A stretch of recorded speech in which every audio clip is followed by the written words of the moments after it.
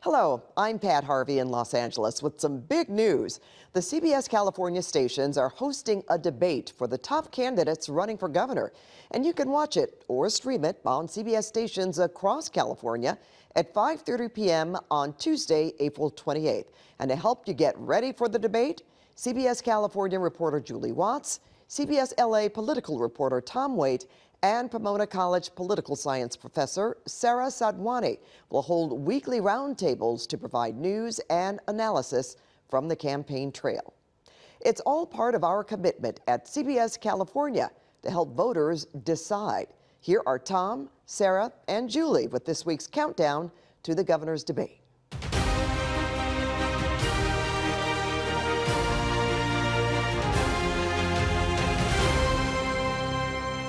What a fascinating week in this governor's race, guys. In particular, the endorsements were sticking out to me. Of course, just this past week, we had the SEIU come out and endorse Eric Swalwell, while at the same time, the California Labor Federation came out with an endorsement for 4 different people. What are you all thinking about it? What are you hearing? Yeah, I think we were talking before the Politico headline, you get an endorsement and you get an endorsement and you get an endorsement. I mean, what does that say, right? When you're endorsing 4 people. And then maybe a better question is, what does that say about the people that they didn't endorse, Becerra, Yee, Mahan, and Tony Thurmond? For folks outside of the Capitol, they may not realize how important a labor endorsement is. And I saw this on social media, people saying, oh, well, that's not going to change my vote. It's not about your vote. It's about money. When labor endorses you, they have the ability to make or break a candidate. In fact, we saw this with Josh Newman, who lost his bid for state Senate, that is, and it cost some Democrats a seat. His district went to Republicans simply because he voted against the UC worker constitutional amendment. So labor has so much power, they can literally kill a campaign to get an endorsement. It doesn't really matter what the average voter thinks. It matters how much money labor can pour into your campaign. Yeah, exactly. And they can mobilize their members. I mean, you think about SEIU, which represents, I think, over multiple unions, around 700,000 workers. And the internal organization, obviously they don't, they're not a monolith. People can make their own choices within the union. But the endorsement, to your point, not only with the money backing these candidates, but also just the idea that they're able to, they have the machinery and the mechanisms to communicate with their members. They're very organized. They can also, do voter drives, getting out, get out the vote sort of activities to get people, literally on the streets and campaigning for people. So you're right, Julie, to say that, may not change other people's opinions of these candidates, but that the sheer number of these unions, that can make an impact. What's interesting, I think so far, the largest teachers union in California, I don't believe they've endorsed anyone yet. Correct. Yeah. Yes, that's absolutely right. But I think in speaking to the power of unions, to have the California Labor Federation, the largest of them, and given the closeness of this race, to come out and endorse 4 different Democrats also feels like a little bit of a cop-out. My understanding is that they had to do that because endorsements require a 2/3 majority consensus, and they simply could not reach one. But they had that opportunity just with one endorsement to clear the field, and they clearly opted not to do that. So these endorsements, ought to also open up the pathway, as you all laid out, for the candidate who's going to move forward. But in this environment, pushing 4 different candidates in a race that's this tight doesn't really help voters a whole lot. I'm curious what you guys think about speaking of endorsements, about the endorsements coming now from former candidates. So immediately, Stephen Klubeck dropped out and backed Swalwell, and they had an existing relationship. Calderon has essentially, or most recently, dropped out of the race, also endorsing Swalwell. But then just today, Tony Atkins endorsing Steyer. And this is big, again, in the insider political circles here in Sacramento, gives him a lot of street cred among those Capitol insiders. Atkins, the only woman and only 3rd person ever to be both Speaker of the Assembly and Senate pro tem. And she really has a lot of respect around the Capitol. She's able to get things done, which is why she was elected as leader of both houses. I'm curious if you think that Tony's endorsement will have an impact on Steyer's poll numbers.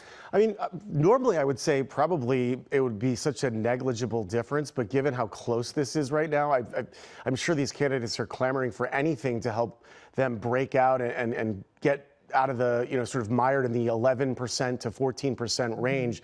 So I think anything that potentially could boost their campaign is something that they're looking for. But and also to Sarah's point with the California Labor Federation, it almost mirrors the problems that the Democratic field is having, right? They can't get these lower polling Democrats or to pull out of the race. They're trying to convince them to whittle down the roster here in order to avoid that sort of top two primary, end up with two Republicans going into the general election, which again we're seeing recent polls kind of showing it's a real horse race. But I think those endorsements generally wouldn't necessarily be super important. But right now I think anything that kind of gives them a boost might be helpful. I think that's so right. And Julie, you said something that stuck out to me. Able to get things done, that Tony Atkins had the ability to get things done. And when we're looking at the slate of Democrats, Republicans, let's hold to the side for 1 second. The Democrats are so crowded with all of these different candidates. Very few of these top candidates have any experience whatsoever in Sacramento. At the end of the day, the governor, the executive branch of the state of California, needs to understand how Sacramento operates. It is not the House of Representatives. They are passing and moving legislation at a rate that no member of Congress has seen in the last 20 years, I would say. So that's a really important sort of key that Tony Atkins is choosing Tom Steyer, perhaps because she has a sense that of these top candidates, at least, he's the one who will be able to get things done. Now, of course, a lot of the folks that are still at the bottom of the list of candidates have a lot of experience in Sacramento. Tony Thurmond, Betty Yee, of course, Javier Becerra, Antonio Viragosa, all of them have had an incredible amount of experience in Sacramento, but for whatever reason, they have not been able to break through and really get through to voters. And I'm also curious what you think about these ever-changing polls, guys. We had a new poll come out today where we're seeing, frankly, it looks like Hilton and Swalwell so far ahead if you average all of these most recent polls together, but we're flip-flopping. I mean, what are you thinking about the polls?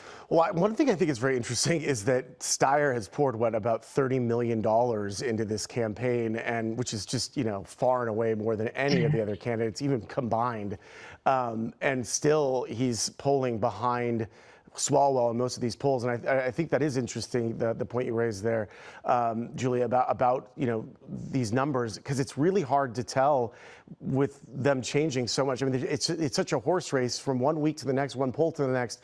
We're just seeing such variations. But yeah, I find it very interesting that Steyer spending so much money, and it obviously has boosted his campaign. He's been able to get, toward the top, but you still look at someone like, Riverside County Sheriff Chad Bianco, Republican. He hasn't spent nearly that much money, and he's polling much higher than Steyer is. Not much, but a significant chunk given the polls the way they stand right now.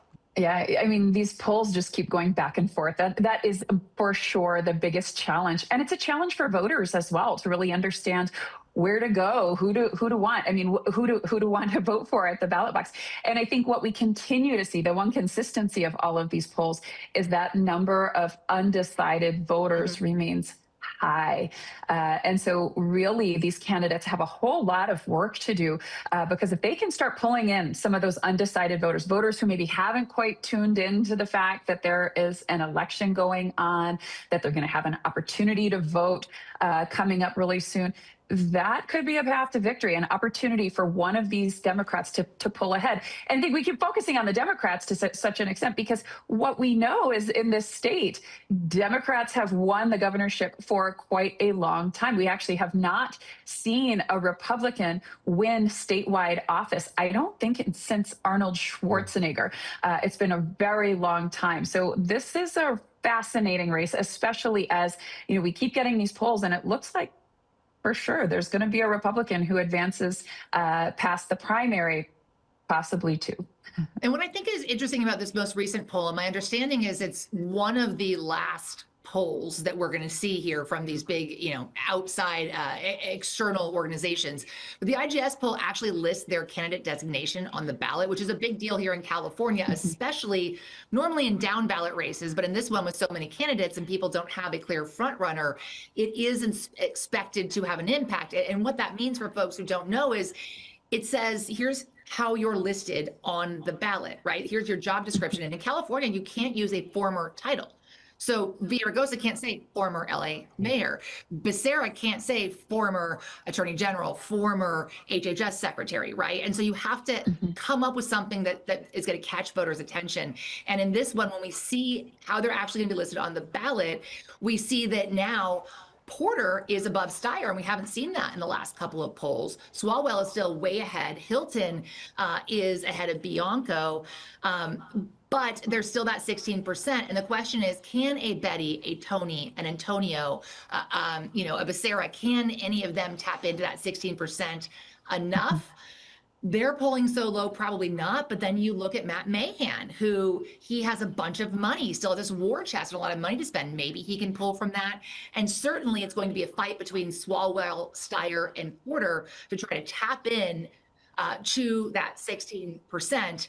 And I will tell you, there was a certain candidate who I did an interview with a while back, and that was the question I actually asked all the candidates: is what do you say to those people who voted for Trump? Not all Republicans, right? There was independents and who voted for Trump. What do you say to those people who aren't Democrats, who you will need to win? And one of the candidates said, why would I need them to win? Well, now I think the math is showing us exactly why you need to appeal to everyone, because you never know when you're going to need some of that small chunk to inch ahead.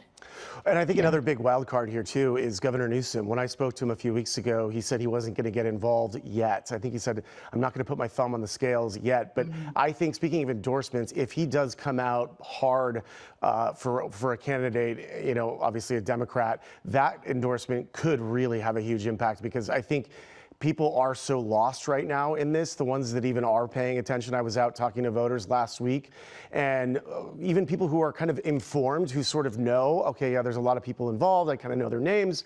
But I think if Newsom really comes out and says, look, this is my pick, this is who I think should win, and he goes out campaigning for them, but he better do it soon, because, he's got a few months to get, whoever he thinks is the most likely candidate to the finish line. He's got to say something soon. I think he's just biding his time. Maybe he'll wait until after he sees a couple of debates. We'll see how that plays out. But I think that speaking of endorsements, if Governor Newsom makes it clear he's supporting one of the candidates, that could carry one of the Democrats potentially closer to a top two spot there. But he did say that he was, not going to get involved yet, but would get involved at some point. Well, it's definitely a complicated race. When I watch the news in the morning, and of course I'm watching CBS Los Angeles in the morning with my 10-year-old daughter, she's been seeing even all of the different ads that are running, and asked, Mom, who are these guys? Who do you support? I'm like, I don't know. So for sure, it's a complicated race, but I'm really excited that we're all here to break it down as we count down to our own CBS debate that will be hosted here at Pomona College on April 28th. And that's this week's countdown to the governor's debate. Join us next week for a new roundtable. And I'll see you on debate night live from Pomona College and live across California. You can watch it or stream it all on CBS stations or their digital sites at 5:30 p.m. on Tuesday, April 28th.